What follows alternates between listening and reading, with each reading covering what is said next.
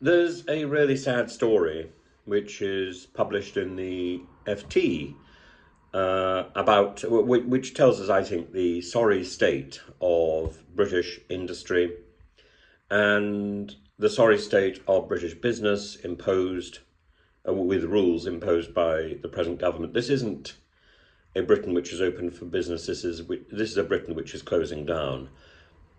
The FT talks initially about a hypothetical or anonymized character called Rohan, who's a student, I think doing a master's degree, and approaching the end of his course, he was offered a place at Sheffield's HSBC Bank graduate programme, and he'd followed a number of induction events and then abruptly received a letter withdrawing the job offer which had been made on the grounds of the government's visa changes.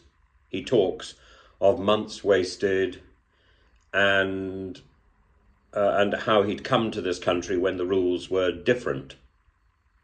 Job offers are rescinded all over the place now because the jobs which were on offer at £26,200 odd pounds are now too expensive for banks. Banks must now fork out £38,700 or £30,960 for recent graduates on a 2-year visa, which frankly doesn't justify the effort of training up employees. You need employees who are going to last the course.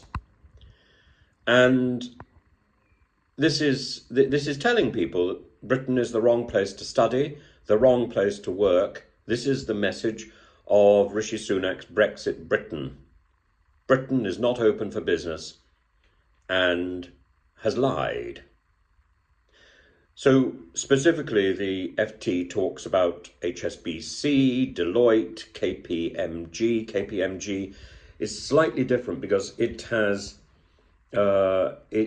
kept job offers available to students who are being hired in its London offices, but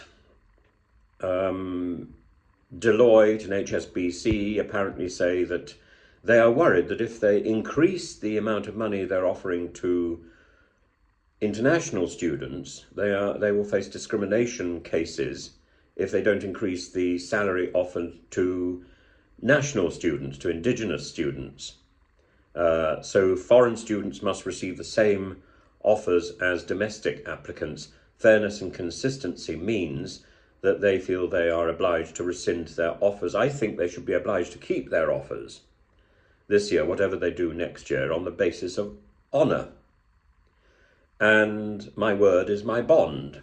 But this is big business in Britain, and you only have to deal with big business in Britain to know that these businesses, particularly banks like HSBC, have long since forgotten that deceit is a no-no, is a no-go area, and honour has been completely aborted. For the most part, this means this is going to hit high-tech companies, mid-level business roles, and those beginning skilled workers, and it's going to hit regional employees far more, as well as startups.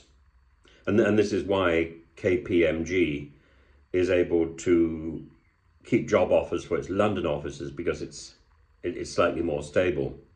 But for the most part, it means job offers were made only for more professional roles and more experienced candidates, applicants. And this means there will be serious shortfalls in jobs being taken, as international students currently fill up to a third of the available places across the UK. And as for the impact on the students, so the impact on Britain is going to be enormous. The impact on business is going to be enormous.